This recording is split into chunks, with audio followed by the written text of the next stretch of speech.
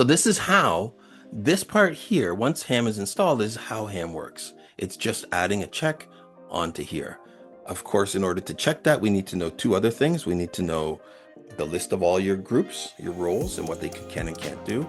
And we need to know what that particular user, which role that they belong to. And that's it. Right? So that's the high level sort of concept of a solution that handles virtually any scenario.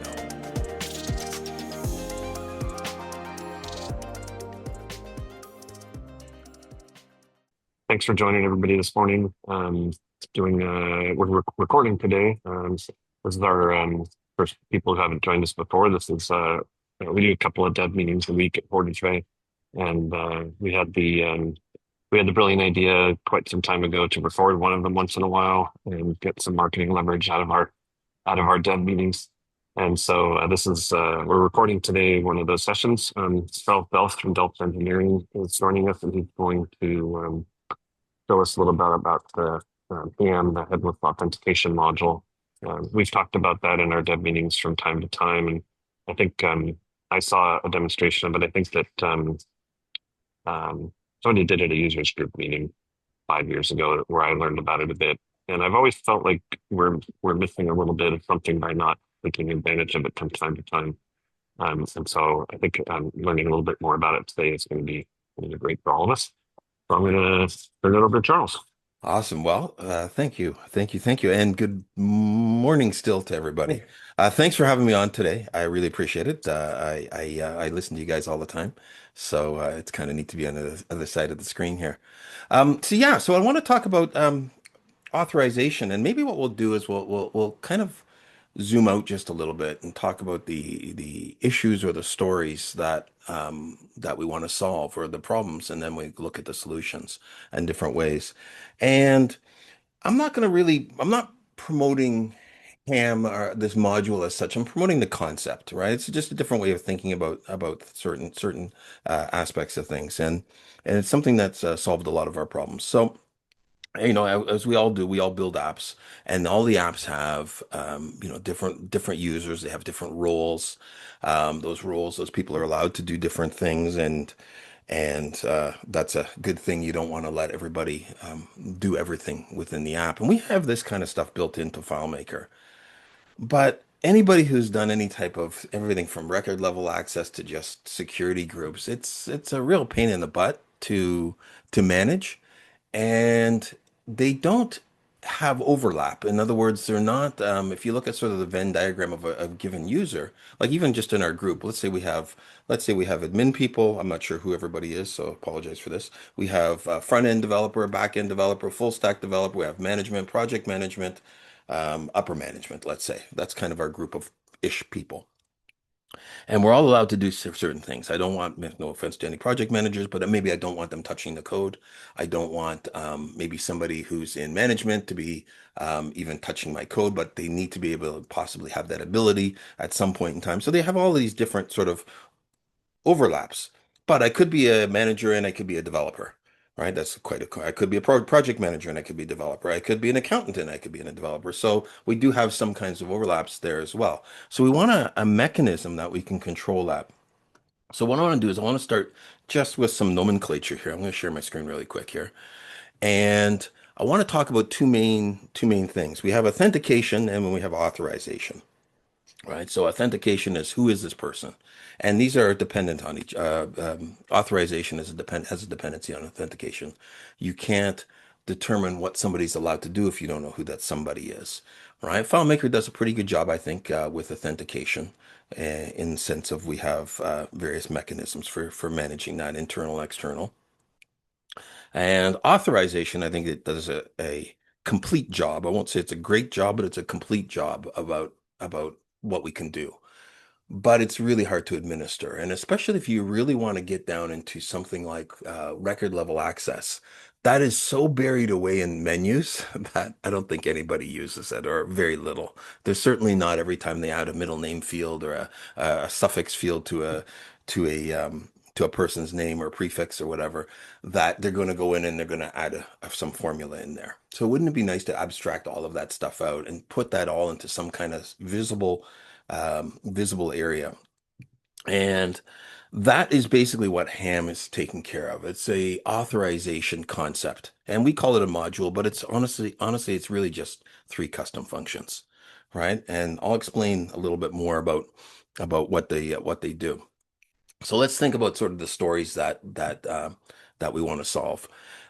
We need to give, say, for example, users or different groups of users different permissions as a group, and then I have one special case, maybe one person who's filling in for somebody else that week, or they happen to have some extra skill set, and we want to give them an exception to that permission. Right? Do I create a brand new group for that? If it was in FileMaker, we'd have to create a whole new group just for that one person, and then we'd have to play around with whatever bits and pieces to administer that. Well, maybe it's only for the week. Maybe I only want to give somebody access. I want to give John in accounting access to print a report, but I only want to give it to him for through Christmas because I'm going to be traveling. Other than that, he shouldn't have access to that report, right? And you can think of, in various clients and scenarios where that would apply to. A lot of times, of course, I actually don't do a lot of development right within FileMaker, at least not in, I do all scripting in FileMaker and all database stuff, but I don't do a lot of UI related stuff because we have FM Better Forms and we do most of our UI in there. So there's a lot of times we have external systems. It could be some other kind of web app. It could be some kind of an API that's accessing FileMaker. It could be FileMaker accessing some other third-party API on behalf of a user. And we want to extend our security circles of our authorization into those other periphery devices. So, for example, if I'm logging in on the web, maybe I'm not supposed to be able to print off the report or see a certain pieces of data. But another person who logs in should be able to see that. Or maybe we want to hide and show different menu items. So there's a lot of places, not only in the restricting of the access, but restricting of the user interface, right? So the restricting of the access happens usually in the back end. The interface happens a little bit more on the front. Maybe I conditionally hide a button in FileMaker or something like that. Although my UX person would say, don't ever do that. Um, so there's those kinds of scenarios. A lot of times there's things like verticals. We have a vertical solution, a few vertical solutions. And those verticals have, and if you've purchased any type of software, and everybody has software as a service, they typically have different account levels, a gold, silver, bronze type of thing. And the gold gives you one widget, and I get this right. The bronze is the worst, right? So the bronze is one widget, and the silver might be five widgets, and the gold might be unlimited widgets. So how do you manage that? And you want to be able to change that. Next week, we want to offer a promotion, get unlimited widgets when you buy a silver membership, but only for the next five, for the first 6 months. And then it goes back to normal widgets. Like that's a real nightmare to code something like that in a hyper flexible way that you can just have an administrative person or a marketing person jump in and make those changes. So those are all part of the authorization sort of mindset. Anyhow, all right. So let's talk about ham. So ham is a headless authorization module. So we've talked about what authorization is and a little bit about module. Let's talk about what headless really means. Headless basically generally in the rest of the world terms means that there's no UI attached to it. As soon as you start having UI and things, you start to give things a bit of opinion, which is okay. That's a good thing. But we don't want to have too much structure or too much opinion into the way this works. And I'll dig into that a little bit deeper. This is a free open source module. It's really consists of three custom functions. You can find if you go into GitHub, you search Delfs engineering, DELFS engineering, and then ham, it'll pop up. The main idea ham is it's really, really flexible. We keep it as simple as possible. I really like elegant solutions. And it's progressive, meaning that you can use it as little or as much as you want. And you can integrate that into a system that has maybe an older or more hand scratch built bespoke, I should say, bespoke, um, authentication or authorization, sorry, that's been built in. And then you want to just start to extend it out a little bit more. And so that's the main idea. So ham is technically not a module, but it's a way about thinking about permissions, right? And if we think about permissions, and we have a few different really basic roles. And I'll use the example of a basic user. That's the average person. And then we have a manager, and then we have an administrator. It might even have like a super user or a super admin or something on top of that.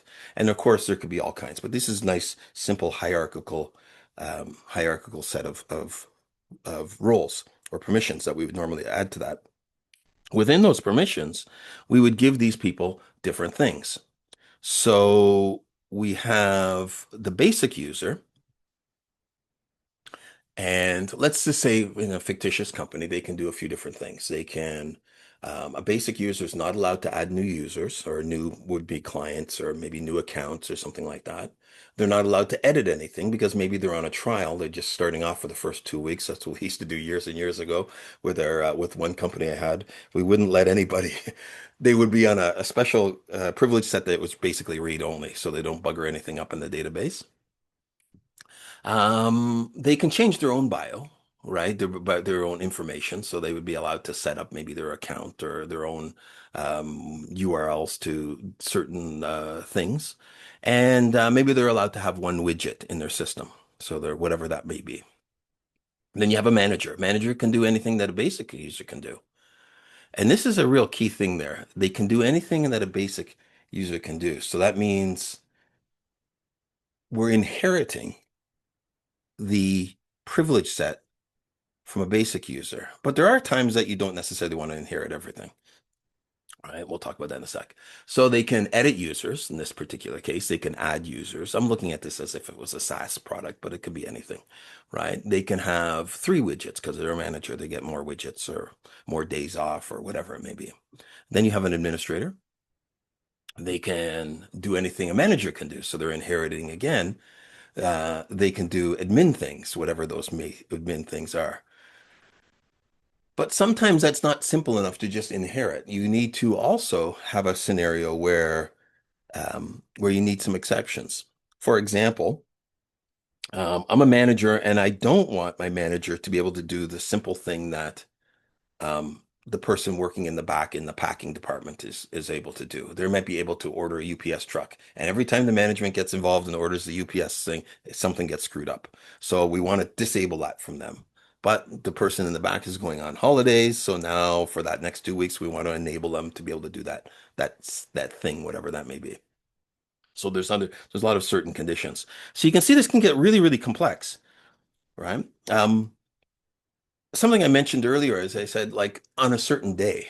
So that's like code that requires code, right? Because you need to know like the certain date and like how long does that thing last for, or maybe it's only on Tuesdays, right? That only on Tuesdays I'm allowed to do run a certain report or click a certain button and then maybe it charges accounts or maybe I need 2 inputs or there's all kinds of different sort of weird edge cases in there. And typically that stuff, as developers, that requires really, really hairy code. There's lots of if conditions and all kinds of stuff in there. And then the script starts to get, it's not, first of all, it's code so that you can't easily change it. That means an admin person can't change it. And it starts to become hard to manage. Does these sort of scenarios, do they sound kind of familiar at all? Or is it maybe just me and I'm just a terrible developer? It could be that too. I mean, if you've been in the industry for any sort of amount of time, this is stuff we deal with regularly. So, Yeah. Well, Right. Okay. eh, what I like about what I see here is that we have inheritance, which is not something that you have in the security module. mhm. Bingo.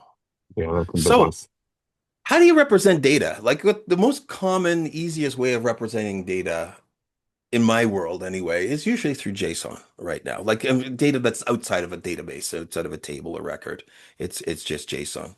So I want to start to look at this data and see how we would represent these sort of scenarios as JSON. So I have a JSON object here, and the JSON object actually has 3 keys, right? It has a basic user key right here, has a manager key, and it's an object, so these are the keys, and it has an admin key. Within the basic user, there's an object underneath that, and that object has keys and values. The key is the privilege or the permission. The value is what that is set for that particular role. So we call these roles, right? We can call them, that's what we call them in FileMaker as well. My basic user, have add user, and you try to want to name these roles very semantically. So you have to watch for like things like negatives, like uh, cannot delete. Well, what is that? I mean, that you Right. can delete? Cannot delete is false. So what is that? You have, if you have to think about it, it's a bad name, right? So add user, false. Edit users, false. Edit own details, true. Widgets allowed underscore some, I'll talk about that in a second, is one. So there's a widgets allowed is one. So that's a first privilege set, right? That's pretty, I think, self-explanatory. But then let's look at the manager. And we're just representing this conceptually, right? Manager, they inherit, what did they inherit? They inherit basic user. Right? So there's an array there for the inheritance because they could inherit basic user plus a remote worker plus a such and such plus a out of country worker employee. They could inherit all of those things, right? The manager does. So they're inheriting basic users. Then they have edit users is true because when you inherit the basic users, you get edit users false.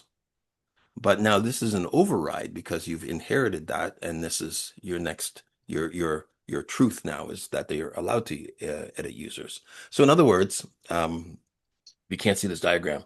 You have a scenario where you have a very basic user, and the next person you want up, which is the manager, inherits everything. They're not allowed, or sorry, you want to override some of their features because they are a manager. They can get extra stuff, right? They can do price overrides and things like this. So that's where the inheritance comes in, and then the manual overrides. And then the last thing is this widgets allowed. Now, the first one said widgets allowed sum was one, and the second one, widgets allowed, is two. But what if these things we wanted to do some math on these things? So what if this is what do you call it, a per diem? A per diem. So all employees, when they travel, they get a $25 breakfast per diem type thing. I guess it would be stipend type of an idea. And now the manager, because they're managers, they get a little bit more. They get the basic rate plus another 10% or plus another widget on top of that. And that's where this sum comes in. So we could say if we have a sum here, we could add those up, and now the manager would normally get three. Does that seem just does it is it clear where the benefit of this would come in? Maybe what I'll do is I'll give you another example. In our product, a user can build an app, and the basic plan, actually the free test drive plan, allows the user to build 2 pages.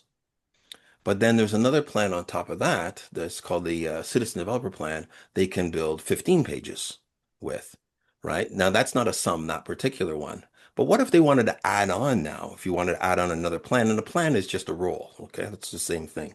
So if they wanted to add on a pack of 5 widgets or 5 pages in our case, they could purchase that. Now we have these two roles and we just sum them up, and our authentication module, or sorry, authorization module takes care of that. Let's go up to the next level, which is the admin. The admin would inherit everything from the manager, plus they would have an override that they're allowed to add users. So what I've done here is we have this JSON object that represents this truth table here that we originally talked about, what each role can do. And of course, we're just very simple. This could be as complex as you wanted as well. All right. So now we have a representation of a JSON object. All right. Again, no user interface. It's just the data, just a way of looking at these things. So what do we do from here? If we were to take this, and we picked any particular role, let's pick the manager role. Can a manager add users? Okay, well, they inherit this, and the add user says true. Can a manager edit users? They inherit from the basic, which is false, but they have an override, or they have some custom level stuff at their level that says true. So a manager should be able to add users at the end of the day. And whenever you're testing for a privilege, it usually ends up at the end of the day, it usually ends up being some type of Boolean decision. Am I allowed to do something or am I not? Even if it's a quantity, am I allowed to get a reimbursement for this hotel invoice? And that's a yes or a no. but it might be yes or no based on an amount. So I might need to return $500 as my max before I get special approval, and I'm at 497. So again, it's a Boolean outcome. So we can take all of those privileges and we can sort of distill those down. Right. And I'm probably making it a little bit more complicated than it is, but we can distill all of these things down into a very, very simple flat table. And this is the table for any given user or a given person at a given role. In this case, they can edit their own details. They can add users. Sorry, they can't add users, can't edit users, and they get one widget. That's probably, from the looks of it, that's a basic role, the basic user. Right. So now we have a flat JSON object, right? Just a flat, very simple list, right? It's effectively in FileMaker land, it's just JSON get element can add users. And if that's true or false, now we know whether we were allowed to let that user carry on in the script or hide and show that interface or read or write record level access, whatever it is. It's effectively distills all the way down to a very, very simple function. Right? Now we could just use, at this point, we could just use JSON get element and we could just fetch that data. And that would kind of work for most things, but it won't work for a lot of edge cases. It won't work for the inheritance. We got to still have to do some calculation there's got to be some stuff that pushes this all in. And that's where these custom functions come in. So I want to look at how we actually check those privileges. So, and this is our sort of our first actual custom function. So there's three custom functions in ham. The very first one is going to be to assemble that flat object. And then the second one is going to be to test against that flat object. And then the third one is just a utility for resources that extra functions and things that it needs. So this is just a FileMaker script we're looking at, and it's a script step, and it says if, in the regular FileMaker, if ham underscore check priv, that's the name of the custom function, can see accounting. Right? There's some room for extra arguments in here, but can see accounting. And then if they can see it, they're allowed to see accounting, you let them continue on.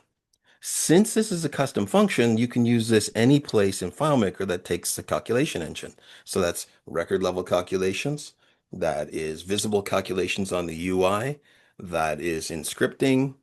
And because it's a flat object, you could export that to any third-party system like FM Better Forms, Plug, or anything else for that matter. And do checks against that really, really easily as well. You've already done the source of the truth, all the computing in FileMaker where it should be. And now you can push that out to a third-party system if you want. So this is how this part here, once ham is installed, is how ham works. It's just adding a check onto here. Of course, in order to check that, we need to know two other things. We need to know the list of all your groups, your roles, and what they can and can't do. And we need to know what that particular user, which role that they belong to. And that's it. All right. So that's the high level sort of concept of a solution that handles virtually any scenario. Is ham check priv a truthy check?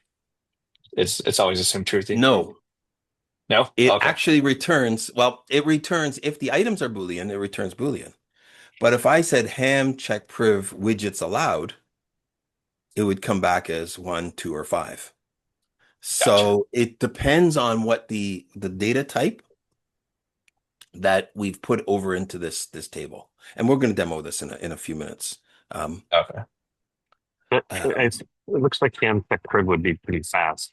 I'm Yeah. guessing, right? It is, because it's not computing all of this stuff. Right. Right. Now, I mentioned there's an underscore sum here. So that means if I were to say widgets allowed for the admin person, that would come up as 3. Right? Because it would ham automatically takes these and it evaluates these numbers for some. So it does some basic math. Is that just based on the naming convention Yes. Okay, Yeah, awesome. it's a namespace function. There's another one also called eval.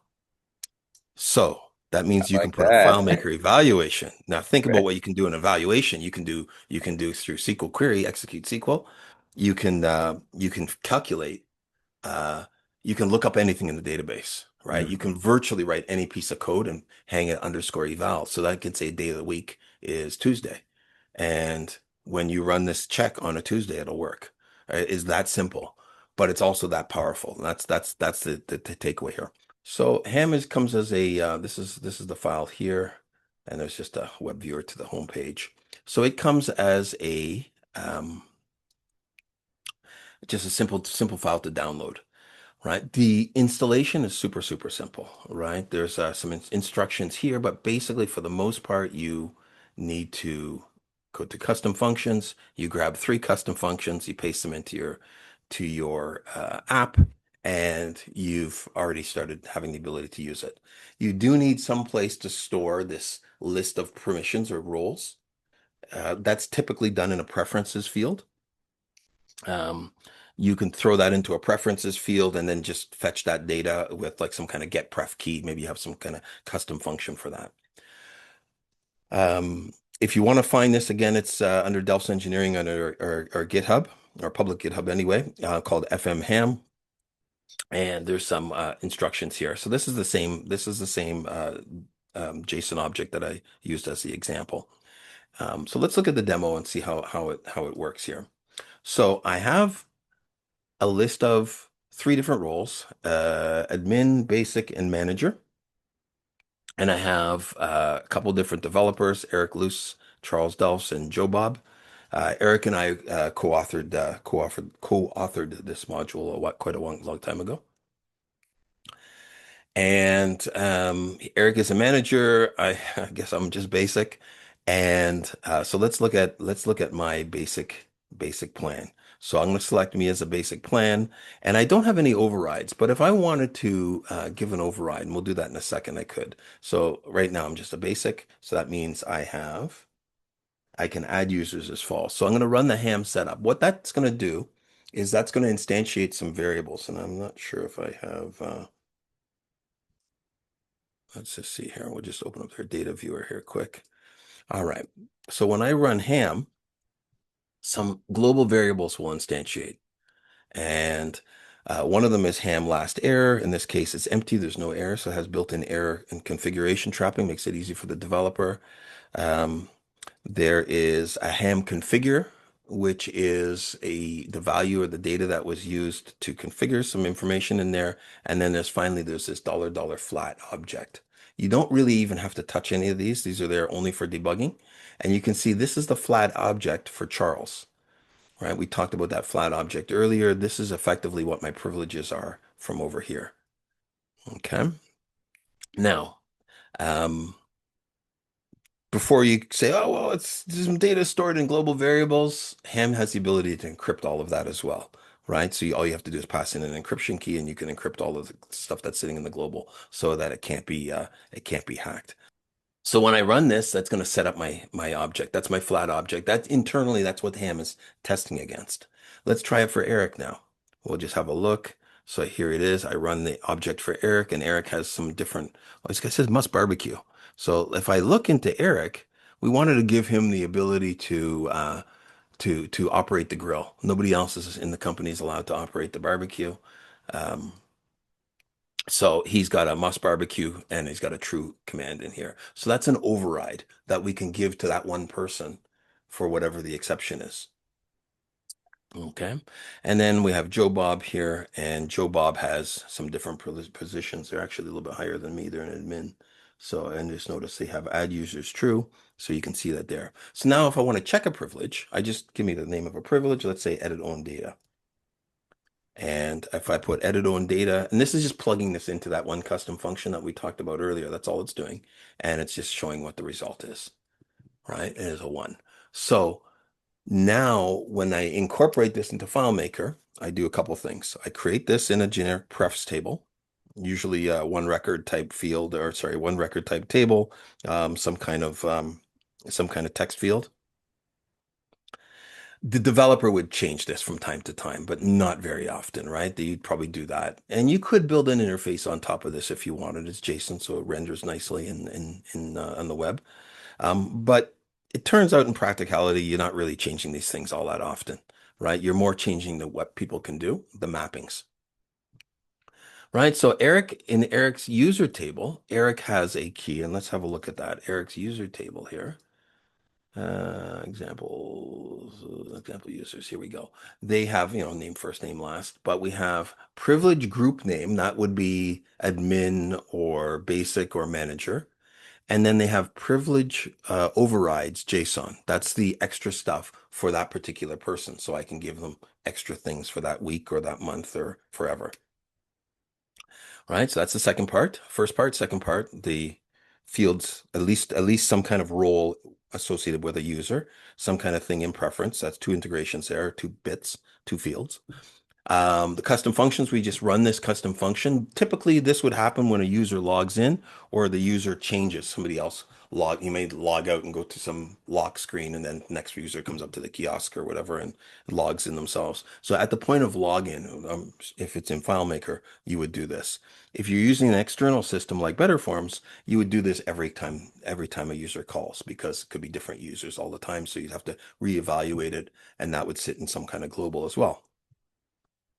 All right, so we run the ham. Now there we go. There's Eric's privileges, and then I can check. If I come up with some other random privilege set, it tells me an error right away. It says, hey, this doesn't actually exist, this privilege that you just tried to check, right? So let me try to find one that actually is a real one.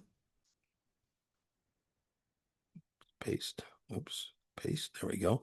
And I run a real one, and ham chip privilege check for sessions limit, in his case, is 3, whatever those are. That is the kind of the high level and integration to get some benefit out of ham. So now let's look at like really edge cases where they're really hard problems to solve. And I'm just going to jump back over to our docs for a second, because I think we have some examples in here where basically you configure something and you say, let's just try it in here. There should be a test for this too. Anytime you release, and this is for everybody, if you're going to release custom function, and we don't do this enough in our community, and it's a real shame because it's catching up to us now, is we don't, we have FileMaker. There's a plug for FileMaker in our community, but we have one of the best. I belong to JavaScript community, PHP. I used to back in the day, communities. Some hardware coding, some embedded devices. I'm an electrical engineer, so originally that's my background. And I used to go to these different kinds of meetups. And there's no meetup that's like FileMaker that we know everybody. Like I know some of John's hobbies. Like we've met in person. Like that doesn't happen almost in any other community. Either because they're so massive or they're just nobody talks to each other. But what they do all these other communities better than us is they share. And we want to share, but we just don't have the mechanism to share, unfortunately. It's really hard to commit a file into GitHub and have diffs. You can't really easily. And then we keep saying, I know it's coming. It's going to come with our XML diff and patch tools and stuff like that. But today, as of November, we can't really easily share. Custom functions are one of the closest ways that we can get the pure code, traditional code. And because they're just text, we can do tests on them, and we can share them pretty easily. So this file has a good example of how you can write some simple tests. This is a test suite of the functions. So there's about 25 different tests in here that test all the parts of it. So if we ever, because it's a complicated custom function, so if we ever change part of it, we can run that test again. And there's tests like how to handle empty groups and empty states and what they should be expected. So you can have a look at that. You can run all tests, and it takes maybe 2 or 3 seconds to run through all 25 calculations and things like that. And it says all tests pass. We just hard coded that modal in there. I don't know if they passed for real. That's a joke. So there's a whole bunch of different scenarios. So you get an idea about this. And there's another custom function. I don't know if you guys have seen JSON query, I think it's called. Have you seen that? Kevin Franks promoted it quite a bit, so by another dev, and then Kevin's sort of the ambassador for that. Yeah. I think Really powerful. we presented on that a bit at the Full Access conference last Yeah. month, I think. So really powerful custom function. It's modeled after there's a JSON path in JavaScript, well, in about a zillion languages, and JSON Auto is another module, but JSON path is the original one.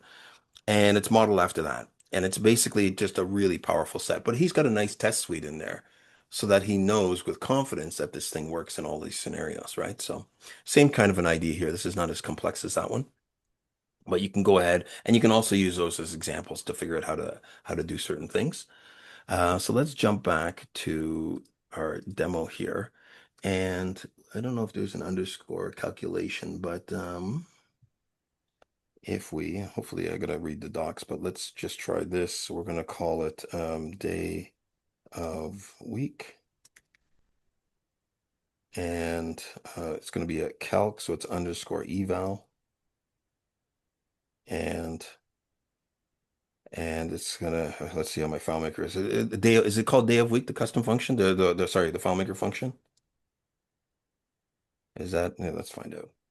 Remember, you The remember the custom function file or the function Yeah, not the FileMaker? custom function, but just to get Yeah, just a regular one. Yeah, day, day of is it week. Yeah, just day day of of week, right? week. Day of week. Yes. There we go. All right. And date today. Get current date, I guess or can I say today? I forget. You can say get current dates. Yeah, get I thought you could say I thought there was a okay. Get current date. I used to be a today function. I think they deprecated that in FileMaker 7 or something. Yeah, this could be. So all right. I'm gonna lose my FileMaker card one day. Someone's gonna walk up and say, sir, I'm sorry. I don't think I ever had. You've I don't lost think your I ever had FileMaker. one. So Yeah. Okay, so this should evaluate, day of week should evaluate, and it's only for basic users. Um, the takeaway is, and let's try this for this one here. Now, I added that in at a lower level, right? I added it for basic. I didn't have to repeat all of those things and figure out what's missing. It's all inherited. Plus, there's some overrides as well. pretty But sweet. now, day of the week is calculated. So if I only wanted to run a certain function what does it start on Monday? I don't know, unless it does. I only wanted to run a certain function on Wednesdays. I'm only allowed to run a certain charge the customer on Wednesday. I can just have this in here and I can say if I could normally say day of week, but what if we want to change it? Now I got to change 100 scripts, right? So now I can say day of week is, and then just fetch that data. Of course, this is kind of a very simple example. All right. So that's how you can do evaluations. A quick question for you. Hmm. You mentioned earlier that with inheritance, you could actually inherit more than one role. Yes. How are you evaluating conflicts? Are you using a Boolean? Order of what they come in. Okay. Order. So if anybody's familiar with JavaScript, there is a function, well, it's a instruction. Just a second, new window here.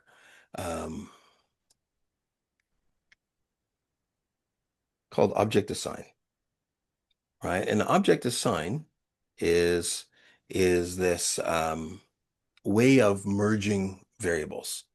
So object assign can take a whole bunch of things, just like you said. So in the way object assign works is you have a target and a source, and this is A and B and C, and there's some overlap here. And when you object assign the target and the source goes into the target. Right. So the source here has B of 4, a value of key of B and a value of 4. And the target is of 2. So that means this one goes into that one and you end up with 4. Ham models that same concept by taking the last one. So the way you as the person who's deciding these inheritance, typically you would inherit the lowest level and then the next and then the next and the next. So the other ones just override. So you have to be very careful about the order in which you place your roles. You do, but typically, you don't necessarily need to have the negation role in the lower level. What I mean by that there is can run payroll does not, I don't need to put can run payroll false for every low level, Right. right? I just need to put it at the level that where it changes. Right. So therefore, I don't have to be as careful because it's never going to have a collision. You still have to think about that. But if you did put it at a lower level, it wouldn't be a problem. As soon as you tested it the first time, oops, and then you'd switch them around. All So right. say you have, two privilege sets, the basic and manager both have a certain value in their permissions, but the admin, well, I should say, yeah, so the user might have a different permission or level but then it inherits the two above it. So you have to think about how that's going to return as Boolean based on the order of when of what is that order essentially? So do you assign like the highest level of say manager and Yeah. then okay, okay. The thing that defines it, don't look at the words that are here as being hierarchical, because those words in English, we assume basic is lowest, manager, admin, I'm going to put admin a bit higher, Right, right, yeah, right? In English. But that could be A, B, and C, and then it has no meaning. What yeah. determines that the hierarchy is the inheritance. That is the real thing that's determining that. So if I try to inherit, like if an admin inherited manager versus, well, they might be circular there, is it? Yeah, basic. So so it wouldn't be. Okay, but this is the thing that determines that. So that means I can have, if I had some Venn diagrams here of privileges, I have a whole bunch of privs here, and a user can do this, and they can do that, and they can do this, and then I have another batch of or group of privileges. I can inherit both of those into my new privilege, or I can have this one inherit to the next one and that one inherit this way too. It doesn't really matter. It's up to you as the security architect to decide what makes the most sense and what's going to be factored down to the simplest thing that an average administrative user can figure out. Right. Is If that you based wanted on to the index of the JSON itself, or is that No, so if you have two inheritances, the second one, first we inherit the first one over into your privilege set. Then we inherit the second one in, and then the third one, and so on. So the last one has the highest weight. So you go child, parent, gotcha? grandparent, or something like that. Well, Uh, actually, and that's kind of a bad example yeah, because grandparents are right, right. backwards, right? They're the oldest, so they're the lowest on the thing. But you get the idea. You get the Yeah, lowly user, and then a little bit lead hand, and then a manager, and then vice president, CEO, that kind of thing. gotcha. Um, so that's really the idea of that. And I hope you can start to see how powerful that can be. It's not complex. It's just the concept of thinking about things. And the difficulty was, maybe writing the custom functions, um, and being able to bring all of this stuff sort of together, right? Adding the calcs and the eval or the evals. Sorry, calcs are Mhm. in a different environment. Adding the evals and the sums. And I think we can do a max in there as well. I forget if we added a max. You have to check the docs in there, if we did. But that's the fundamental premise. I'll show you the actual FileMaker code. It's not really much here. There's hardly anything. Select user. Okay, so here, this is run. Okay, this is the setup. So basically what it's doing is just zeroing out some of the values. And this is only for the UI. Um, it's checking the FileMaker version. We can ignore that, right? This is the real setup. So this is the part that you have to integrate into some script, typically in your on login or just after the user logs in. We're setting a variable of result. We're not even using that for anything here, but we are basically saying the example groups. I'm just fetching the groups right out of the variable. I typically would use some kind of get pref key to fetch this stuff in. So it's location agnostic or contextual agnostic. Um, JSON set element, and we're passing in an object for the second argument here for this thing, and it's the group. That's the group for that me as a user. Charles, and Charles is a certain one. That's a privilege group name. And any overrides that I want to give just to me. So remember with those overrides, if I wanted to give, I'm going to give Joe Bob, I could give Joe Bob, let's just copy this here. Um, where's Joe Bob here? I could give Joe something like day of the week eval, or maybe um, can run payroll. And then I can put, this is an evaluation, right? So I can get current date minus as long as it's the year is 2025, then they're now they've had privilege up to the end of the year. So it's a FileMaker calculation at this point. As soon as we go past the year and Joe tries to run the payroll, it shuts off right away, right? And that's the beauty of it, and it's disposable. So it's authorization by code rather than by data, rather than by code. All right. So that would be an example of that. Um, I think that covers most of the parts. Any questions, folks?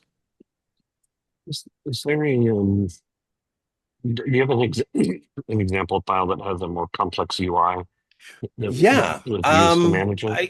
I can let me show you how we do it, how we invented ham for our own use, right? Hmm. So let me show you some UI that we actually how we do some things sort of underneath the hood here. He's gonna pull up our dev environment.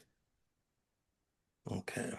Yeah, I'm already thinking of like possible UI options, just because this allows admins in a certain client solution to be able to adjust things themselves on their own and add permissions on the fly and really take control of how they want their stack Exactly. to manage. S- And so, So if you look at our use case, because our use case kind of pushes the all the features, we use every one of the features because that's why we made it, right?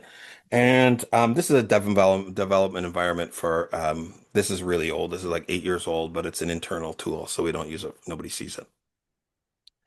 And we do something that's kind of interesting with him.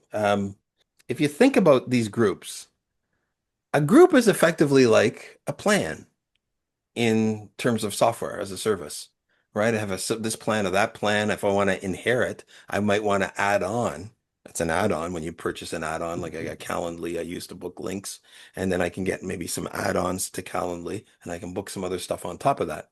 So that's really just bringing these groups together. Like subscription is exactly the same. So this is a real world use case of how we use Ham.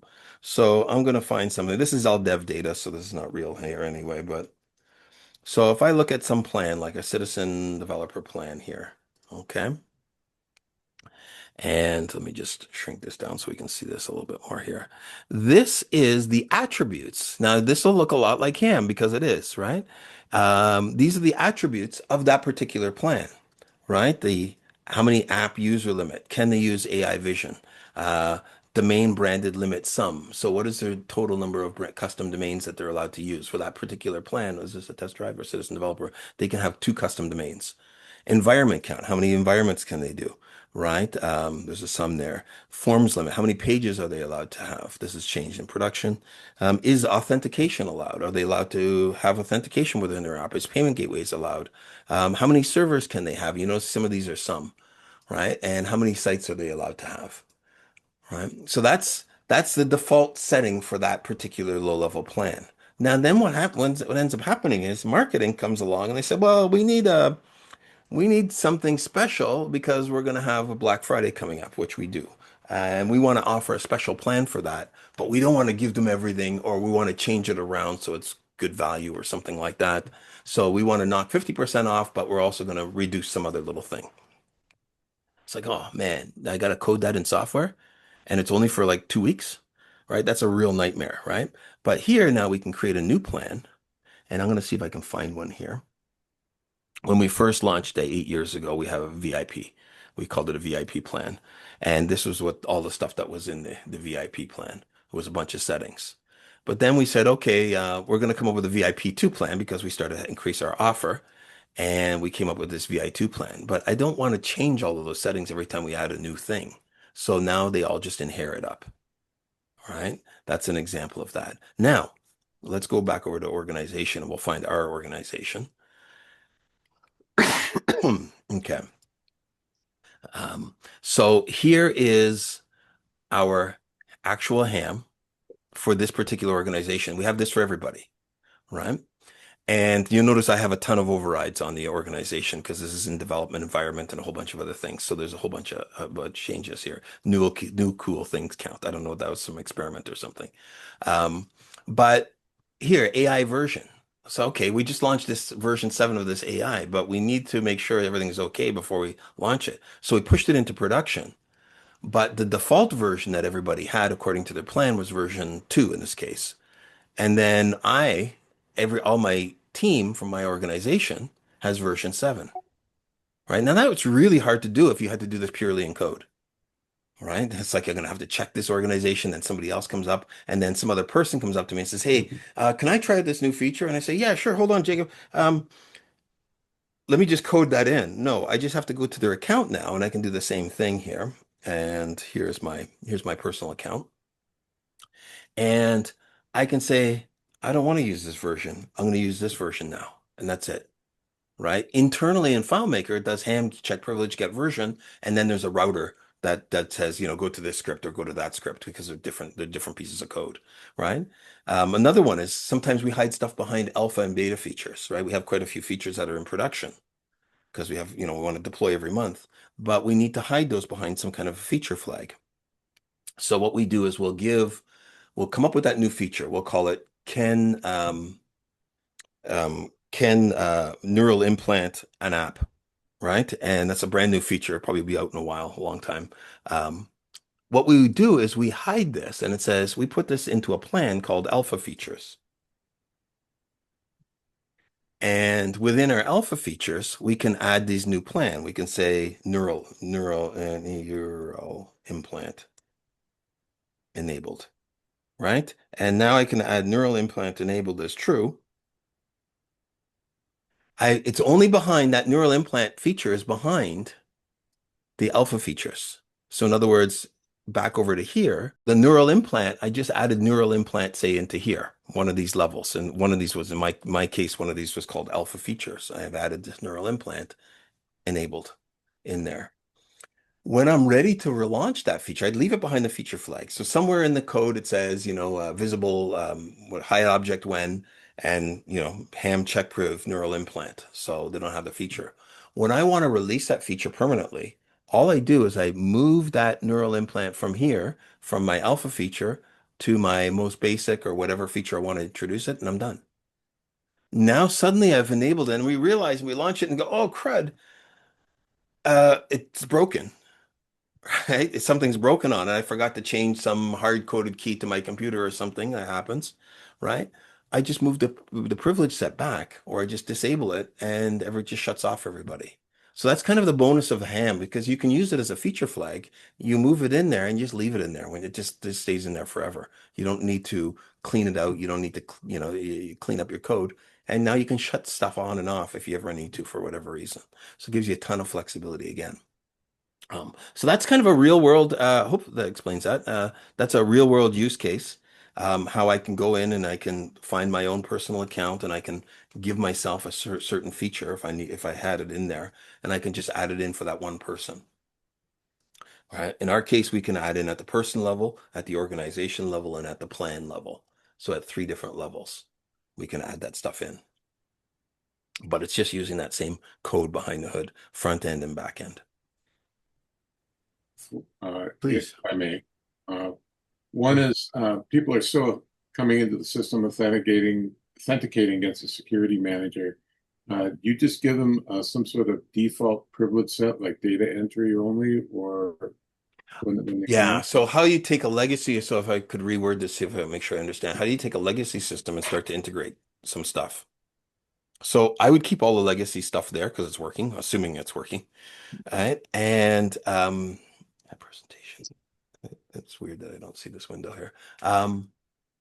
Yeah, keep all of the legacy stuff there so that it's working as it works, and just incorporate this for the new things or the things that you need to like if everything's working in your legacy system, don't don't fix it, don't fix what's not broke kind of thing. Because there's no ROI on that. But if a client comes up and says, we have this scenario, and what if, one of the clients says, what if we just wanted to do this and this, and on Tuesdays we want that, but then I don't want Janice to be able to do this, and I want Fred to be able to operate the barbecue and blah blah blah. And it's like, do I really want to put that into FileMaker's semi-permanent schema of how the privilege set, the roles and permissions? So that's where we say, yeah, no, I'm not going to do that. Instead, what I'm going to do, there we go. Instead, what I'll do is sorry, I must have closed my whimsical here. Instead, what I'll do is I'll incorporate this going forward, and that'll be a lot easier. I think you said you were storing these roles as global variables. Correct. Okay. And let's say you going in there and you're flipping some of the switches in the JSON. How does that since global variables are session based, how does that roll back to the user immediately? If you changed a permission for something, sorry, repositories, here we are. Then you would have to either rerun the ham config, that is this function here, this function, and this is not a complicated thing. You can see what it's doing here. This is that script that we looked at before. So it's this line here. You would rerun that from that screen, maybe when you left the screen or something like that. The minute you rerun that for that particular user, that's for the user who's logged in, then it reevaluates and it recomputes all of that stuff. Incidentally, if you do, somebody asked about, I think John, you mentioned, you said, well, it might run faster, it might run slow, right? Something like somebody did anyway.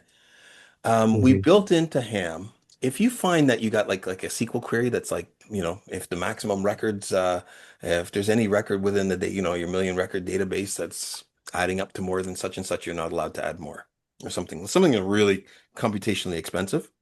You can run that and pre-compute that data so that ham won't reevaluate everything at the time that you run this function.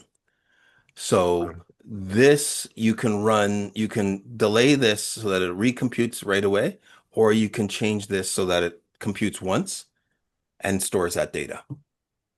In fact, that's what we do with our subscriptions, because we're not changing the subscription. So every time we leave that editing page of the subscriptions, we just run a quick calculation and we just leave it at that.